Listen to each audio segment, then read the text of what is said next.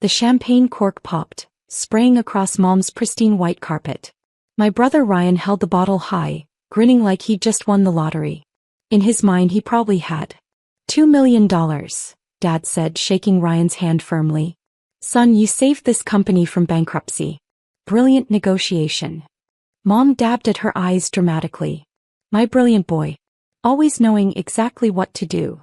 I sat on the couch in the corner of their living room, laptop balanced on my knees, pretending to work on the quarterly projections they'd never asked to see.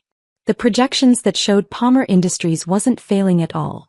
It was actually positioned for its best year in the company's 23-year history. Emma, aren't you going to congratulate your brother? Mom's voice had that edge to it. The one that meant I was failing to perform my role as the supportive younger sister. Congratulations, Ryan, I said flatly, not looking up from my screen. Don't sound so enthusiastic, Ryan laughed, pouring himself more champagne. I know you're worried about your little bookkeeping job, but don't stress.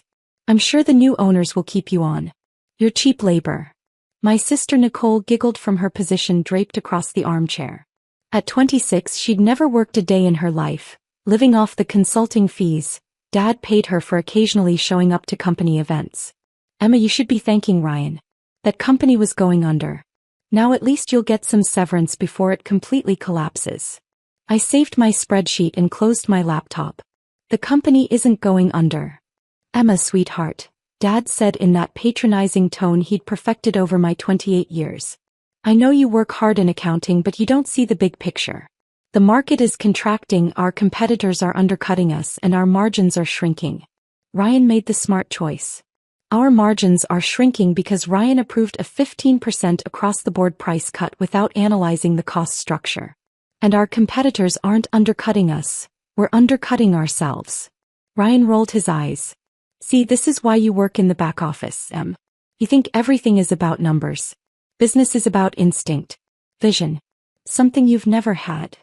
Vision, I repeated. Is that what you call selling a profitable company for 30% less than it's worth?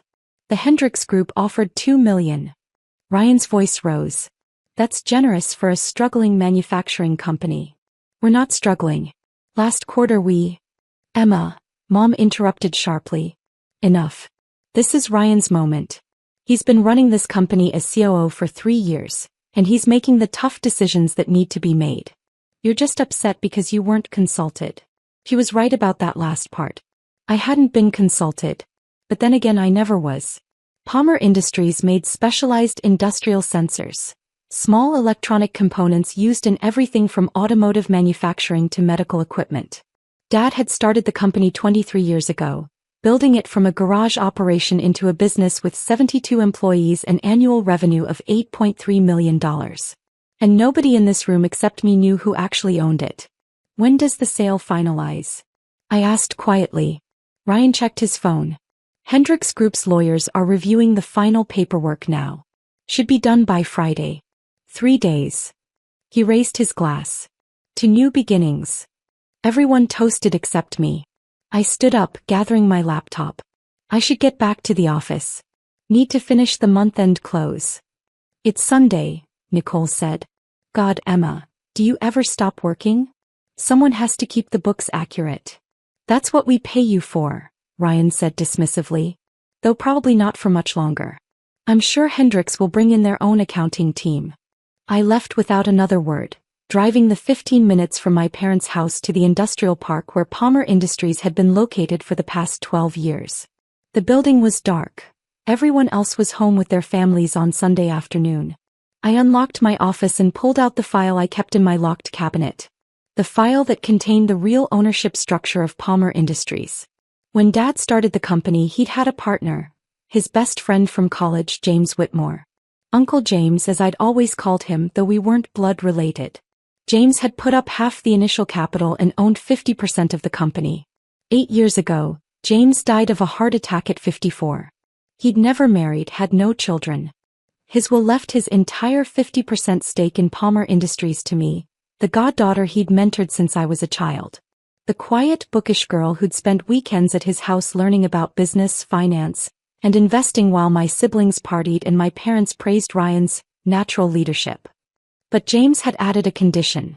The shares would be held in trust until I turned 25, managed by a corporate trustee, and the ownership would remain confidential unless I chose to reveal it. I turned 25 3 years ago. The shares had transferred to me completely, all 50%. And I'd never said a word. But I hadn't stopped there. 2 years ago I'd approached the Wilson family. Gerald Wilson had been one of Dad's early investors, holding 21% of company shares. When Gerald's health declined and his son wanted to liquidate assets to settle the estate, I'd bought his entire stake. Through a carefully structured LLC that didn't obviously connect to me, I'd acquired another 21%. That gave me 71% of Palmer Industries. And nobody knew. Dad held 23%. Ryan had been given 4% when he became CEO. Nicole had 2% from a performance bonus she'd done nothing to earn. Mom held nothing. Dad had never believed in women as business owners, which made the current situation particularly ironic. I was the majority shareholder of the company I'd spent 5 years watching them mismanage. And on Friday they were planning to sell it without my approval. I pulled up my real financial files. The ones I didn't show to Ryan or Dad. The ones that showed Palmer Industries' actual position. Revenue was up 18% year-over-year. Our new sensor line, the one I'd helped the engineering team develop, was gaining significant market traction. We had 3 major contracts pending that would boost annual revenue to over $12 million within 18 months. Our profit margins before Ryan's idiotic price cuts had been climbing steadily. The Hendricks Group wasn't offering $2 million out of generosity. They were offering it because they'd seen our real potential and knew Ryan was an idiot who'd undersell his own company. And in 3 days they thought they'd own it. My phone buzzed. A text from Ryan. By the way, Dad wants you to prepare a full financial disclosure package for Hendricks by Wednesday. Everything. Don't leave anything out. I smiled at my screen and typed back, of course. Monday morning I arrived at the office at 6 a.m. as usual. By 7 I'd finished the actual financial package, the real numbers that showed exactly how valuable Palmer Industries was. I saved it in my personal encrypted files. Then I created the package Ryan had asked for. The one that showed the version of reality he believed in. Declining margins. Shrinking market share. Increasing competition. I didn't lie. I just highlighted every negative trend and downplayed every positive one. If they wanted to see a failing company, I'd show them exactly that. Ryan arrived at 9, strolling in with his coffee like he owned the place. Technically, he owned 4% of it. Got that financial package? He asked, leaning against my doorframe. Almost done. I'll have it to you by noon. Great. Make sure it's thorough. We want Hendricks to see we're being transparent. Oh, it'll be very thorough. He left and I went back to work. At 11, Dad called me into his office. Emma, I want to talk to you about the transition. I sat down across from his desk. The office was decorated with photos of Ryan and Nicole, awards the company had won, industry recognition. Not a single picture of me. Hendricks Group is going to bring in their own management team, Dad continued. That means Ryan will be stepping down as COO obviously. He'll get a nice payout from the sale. I'll retire. Your mother and I are thinking of buying that place in Arizona we've been looking at. Congratulations. But I wanted to talk to you about your position. I've negotiated for you to stay on for at least 6 months during the transition. They'll honor your current salary, $58,000, right? 62. I got a raise last year. Right. Anyway, they'll keep you on at that rate for 6 months.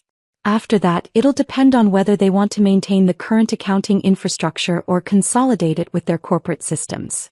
So I get 6 months, then probably unemployed. Well, you're good at what you do. You'll find another bookkeeping position somewhere. And think of it this way, you'll finally have the chance to explore other opportunities. You've been here for 5 years. Maybe it's time to branch out. Maybe, I said noncommittally. Look, Emma, I know you're disappointed you weren't more involved in this decision. But this is business. Ryan has been groomed for leadership since he was young. He understands the strategic aspects that you just don't have exposure to. Because you never gave me that exposure. Dad shifted uncomfortably. You chose to go into accounting. That was your decision. I have a degree in business management and finance. I took accounting work because it was the only position you'd give me. Emma, let's not do this. The decision is made. The sale is happening. Try to be supportive of your brother. I stood up. I'll have the financial package ready within the hour. Back in my office, I finalized both versions of the documents. The one I sent to Ryan showed a company barely worth $2 million. The one I kept showed a company worth at least $6.5 million, probably more. Tuesday morning, I received an email from Hendricks Group's legal team requesting a meeting to discuss the transition of accounting oversight.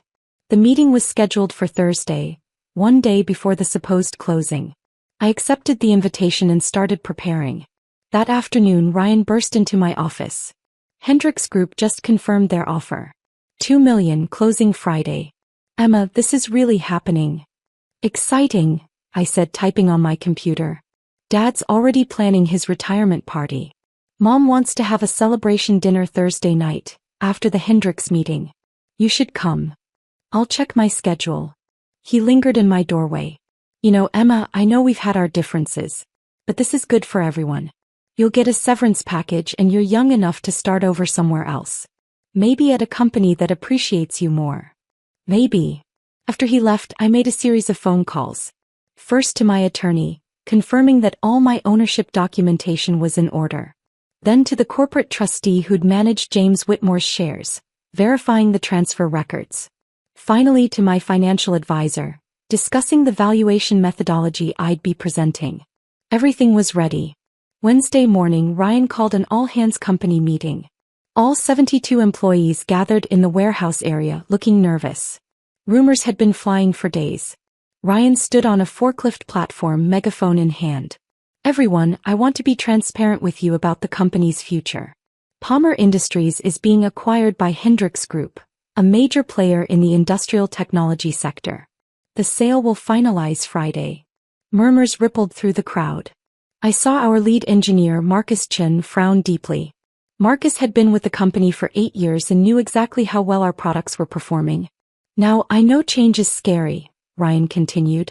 But this is good news. Hendricks has deep pockets and industry connections we don't have. They'll invest in this company and help it grow in ways we never could. Will there be layoffs? Someone called out. That's up to Hendricks's management team. But I've negotiated protections for employees. Everyone will get at least 90 days of continued employment. 90 days. Then they'd probably gut the workforce and integrate operations into their existing facilities. I caught Marcus's eye across the warehouse. He looked furious. After the meeting dispersed, he found me by the coffee machine. Emma, tell me Ryan isn't selling this company. Looks like he is. We're not failing. The M-Series sensors are about to land the Tecton contract. That's a $2 million annual deal alone. I know. Did you tell him? Did you show him the actual numbers? He doesn't want to see the actual numbers, Marcus. He wants to see the story that justifies his decision. Marcus ran his hand through his hair. This is insane. Emma, you have to do something. Like what? I'm just a bookkeeper, remember? He stared at me. You're more than that. Everyone here knows it. You're the only one who actually understands this company. Not according to Ryan. Then Ryan's an idiot. Marcus lowered his voice. Is there anything you can do to stop this? I took a sip of my coffee. Come to the office Thursday afternoon. Around 3 p.m. You might want to see what happens. Thursday morning I dressed carefully. Professional suit, minimal jewelry, my hair pulled back. I looked like someone who meant business. The meeting with Hendricks Group was scheduled for 2 p.m. At 1:30, I walked into the conference room where Ryan had already set up. He'd brought Dad, Mom, and Nicole, the entire family ensemble. Emma, you're early, Ryan said. We don't need you until Hendricks's team has questions about the financials. Actually, I need to be here from the beginning. This is a strategic discussion. Way above your pay grade. I insist. Dad frowned. Emma, Ryan's right. This isn't appropriate for. The conference room door opened. 3 people walked in. 2 men in expensive suits and a woman carrying a briefcase. The Hendricks Group acquisition team. Mr. Palmer, the woman said, extending her hand to Dad. I'm Catherine Hendricks. We spoke on the phone. Miss Hendricks, pleasure to meet you in person. Dad shook her hand warmly. This is my son Ryan, our COO, and his team. Catherine's eyes swept the room, landing on me. And you are? Emma Palmer. Head of Financial Analysis. Bookkeeper, Ryan corrected quickly. She prepares our financial statements. Among other things, I said mildly. We all sat down. Catherine opened her briefcase and pulled out a stack of documents. Let's get straight to business. We've reviewed the financial disclosures provided by Mr. Ryan Palmer. Based on those numbers, our offer of $2 million for 100% of Palmer Industries shares is fair and generous. We agree, Ryan said eagerly. It's a good deal for both sides. However, Catherine continued, we do have some concerns about the accuracy of certain projections. Your disclosed numbers suggest declining performance, but our market research indicates your new sensor line is gaining significant traction. Ryan shifted uncomfortably. Well, there's always some uncertainty in projections. Which is why, I interrupted, I prepared an alternative financial analysis. One that shows the complete picture. I pulled out my tablet and connected it to the conference room screen. Ryan's face went red. Emma, what are you doing? Providing accurate information. I pulled up my presentation. Ms. Hendricks, the financial package you received was incomplete. It didn't include our pending contracts, our new product pipeline analysis, or our actual market position. The screen showed the real numbers. Revenue growth. Profit margins. Market expansion opportunities. Catherine leaned forward, studying the data. These numbers are significantly different from what we received. Because these numbers are accurate, I said. Palmer Industries isn't a failing company being sold at a discount. It's a thriving company being undersold by someone who doesn't understand its value. Ryan slammed his hand on the table. Emma, you're fired. Get out of this meeting right now. You can't fire me. I'm the CEO. I absolutely can fire you. Actually, you can't. Because you don't have the authority. Dad stood up. Emma, this is unacceptable. You're undermining your brother's negotiation. Apologize and leave or you're done at this company. I can't be done at this company, I said calmly. Because I own 71% of it. The room went completely silent. Mom laughed nervously. Emma, that's ridiculous. You don't own anything. I pulled out my folder. The one with all the documentation. James Whitmore left me his 50% stake when he died 8 years ago. The shares were held in trust until I turned 25, then transferred to me completely. That was 3 years ago.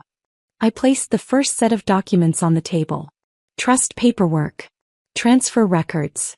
Stock certificates. That's 50%. I acquired another 21% 2 years ago from the Wilson estate. That gives me 71% of Palmer Industries. Ryan grabbed the documents, his face white. This is fake. It has to be fake. It's not fake, Catherine said quietly, examining the papers. These are legitimate stock certificates. Emma Palmer is the majority shareholder. Dad sank back into his chair. James left you his shares? He left me everything. Because I was the only one who cared about learning the business. Who spent time understanding what made this company work. Nicole's voice was shrill. You've been lying to us for 3 years? I've been watching, Bernie. Seeing exactly how you'd run this company if you thought you controlled it. And you've proven you're incompetent. Ryan found his voice. You can't block this sale. It's already done. Actually, I can. And I am. I turned to Catherine. Ms. Hendricks, as the majority shareholder of Palmer Industries, I'm formally rejecting your acquisition offer. This sale will not proceed. Catherine nodded slowly. I see. Well, this changes things considerably. You can't do this. Ryan shouted. We have contracts. Agreements. You have preliminary agreements that require majority shareholder approval, I said. Which you don't have. Which you'll never have. This sale is dead. Mom was crying now. Emma, how could you? This is our family's company. No. It's my company. It's been my company for 3 years. You just didn't know it. Dad's voice was hollow. Everything James built, he gave it to you? He gave it to the person who deserved it. Who understood it. Who would protect it. I looked at each of them. Not the people who'd sell it for 30% of its value to fund retirement in Arizona. The door opened. Our company attorney, Michael Brooks, walked in, followed by Marcus Chin and 3 other senior employees. Emma, Michael said. I have the corporate resolutions you requested. Thank you, Michael. Ryan looked frantically between us. What resolutions?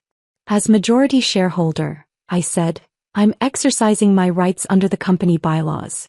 Effective immediately, the board of directors is being restructured. I handed out copies of the documents. Ryan Palmer is removed as COO. Dad, you're removed as CEO. The new CEO of Palmer Industries is me. You can't, Dad started. I just did. Michael has verified all the paperwork. It's completely legal. Catherine Hendricks stood up, gathering her documents. Well, this has been enlightening. Emma, if you ever decide to sell, we'd be very interested in having a conversation. At a significantly different valuation. She handed me her card. Based on the real numbers you showed me, I'd estimate this company is worth at least $6.5 million. Probably more. After Hendricks's team left, my family sat in stunned silence. Finally, Nicole spoke. So what happens to us? That depends. Are you willing to actually work? What does that mean? It means no more fake consulting fees. No more showing up to events in expensive dresses on the company dime. If you want a position here, you'll earn it. Real work. Real metrics. Real accountability. She stared at me. You're serious. Completely. Ryan's voice was bitter. And what about me? You're just going to throw me out. I'm reassigning you. You'll work as a sales associate under Marcus Chen. If you can prove you actually understand our products and can contribute to revenue growth, maybe you'll work your way back up. But you'll start at the bottom. Sales associate? I'm the COO. You are the CEO.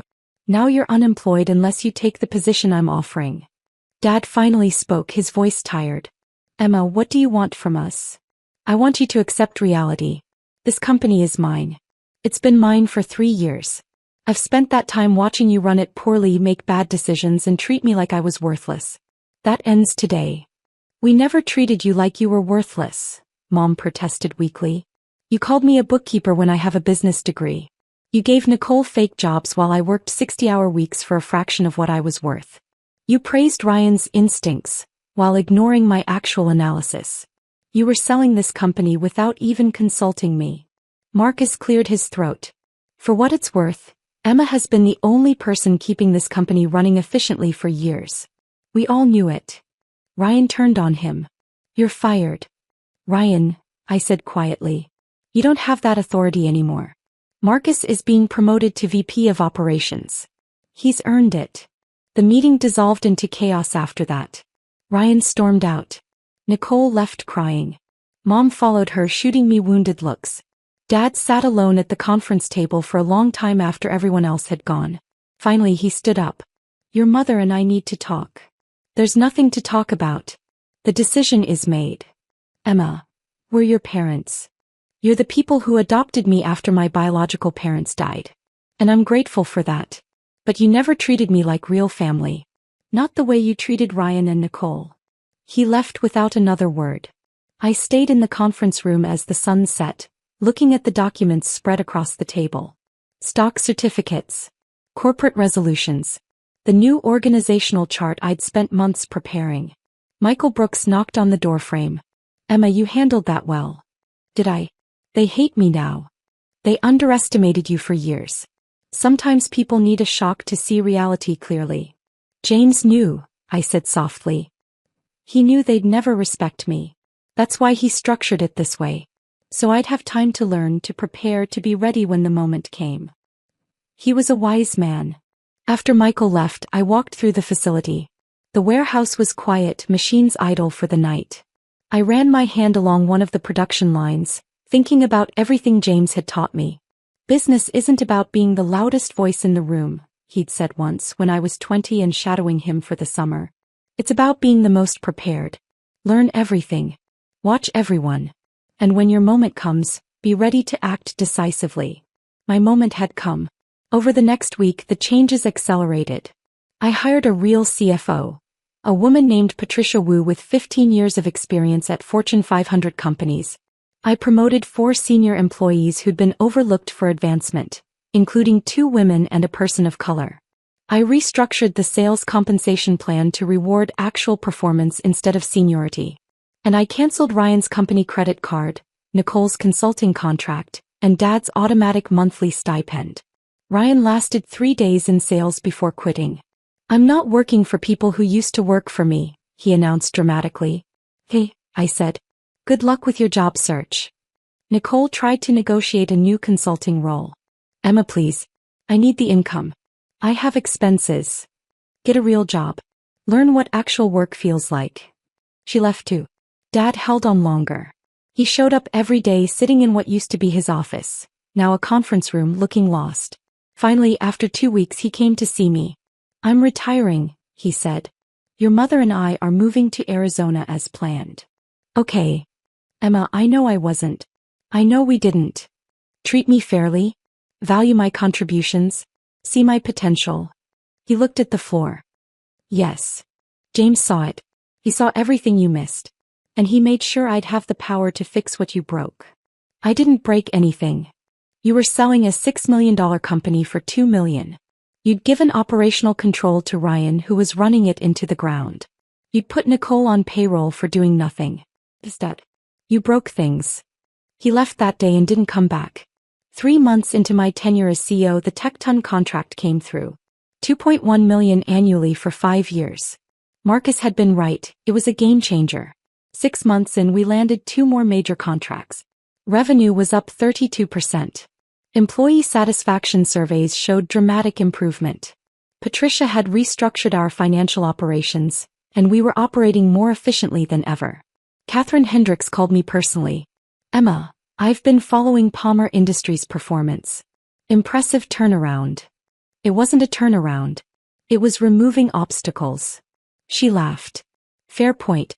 Listen, if you ever want to discuss strategic partnerships, not acquisitions, partnerships, we should talk. What you're building is impressive." "I'll keep that in mind."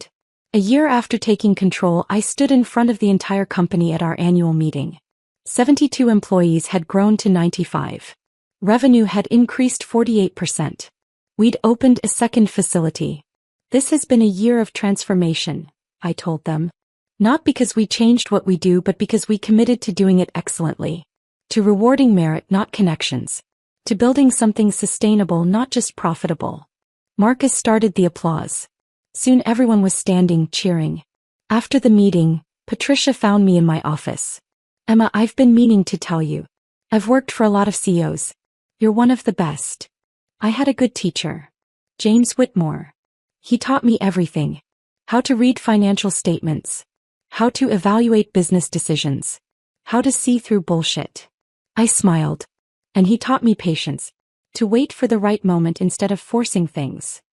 He chose well." That evening, I drove past my parents' old house. It was dark. They'd moved to Arizona 3 months ago. We hadn't spoken since they left. I felt no sadness about that. My phone buzzed. A text from Marcus. "Team wants to celebrate at Murphy's bar. You coming?" I smiled and texted back, "On my way." The bar was crowded with Palmer Industries employees, celebrating another successful quarter. They cheered when I walked in. Someone handed me a beer. We talked about projects, timelines, new opportunities. This was my family now. The people who showed up did the work and built something real. Later that night, alone in my apartment, I pulled out the letter James had left with his will. I'd read it 100 times, but I read it again. "Emma, if you're reading this, I'm gone. I'm sorry I won't be there to see what you'll build. But I know you'll build something extraordinary. You have what your family lacks: vision, patience, and genuine respect for other people. Don't let them diminish you. Don't let them convince you you're less than you are. When the time comes, take what's yours and show them what real leadership looks like. Love, Uncle James." I folded the letter carefully and put it back in its frame on my wall. James had given me more than shares in a company. He'd given me the tools to claim my place, the confidence to use them, and the wisdom to wait for the right moment. Ryan had tried to sell our company for $2 million. He hadn't known I was the silent majority owner. Now he knew. Now everyone knew. And Palmer Industries, under my leadership, was worth more than anyone had imagined. Not because of some dramatic transformation or brilliant strategy.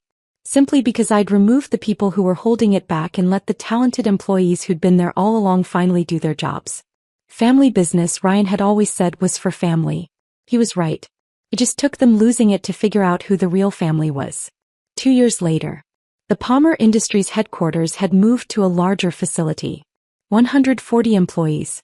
Annual revenue of $14.3 million. 3 major patents pending. Industry recognition as one of the fastest-growing manufacturing companies in the region. Catherine Hendricks and I had formed a strategic partnership. Not an acquisition but a collaboration that benefited both companies. Marcus Chin was now COO, the position Ryan had held so poorly. Patricia Wu had helped us go public with an IPO that valued the company at $22 million. I still owned 51%. But the other 49% was distributed among employees, investors, and partners who'd earned their stakes. My phone rang. An unknown number. I almost didn't answer, but something made me pick up. Emma? It's Dad. I hadn't spoken to him in 18 months. Hello. I wanted to call. To see how you're doing. I'm doing well. The company is thriving. I saw the news about your IPO. $22 million valuation. That's incredible. It's what the company was always worth. You just couldn't see it. He was quiet for a long moment. I was wrong, Emma. About everything. The way we treated you, the decisions I made selling to Hendricks. All of it. I was wrong. Yes. You were. Is there any chance? Could we talk? Maybe have dinner? I looked at the photo on my desk. Uncle James and me at my college graduation, both smiling. He'd believed in me when no one else did. Maybe someday, I said. But not yet. I understand. Emma, I want you to know, I'm proud of you. What you've built, what you've become. James was right to trust you with his shares. He trusted me because I earned it. That's the difference between us, Dad. He thought family meant automatic loyalty. James understood that family is something you build through respect and trust. After we hung up, I returned to the quarterly projections on my screen. Strong growth. Solid fundamentals. Sustainable expansion. This was what Uncle James had seen. Not just a company but potential. Not just numbers but possibility. And he'd given me the power to make it real. My brother had tried selling our company for $2 million. Now it was worth $22 million and climbing. He hadn't known I was the silent majority owner. But silence, I'd learned, was its own kind of power. And when you spoke, you made sure everyone listened.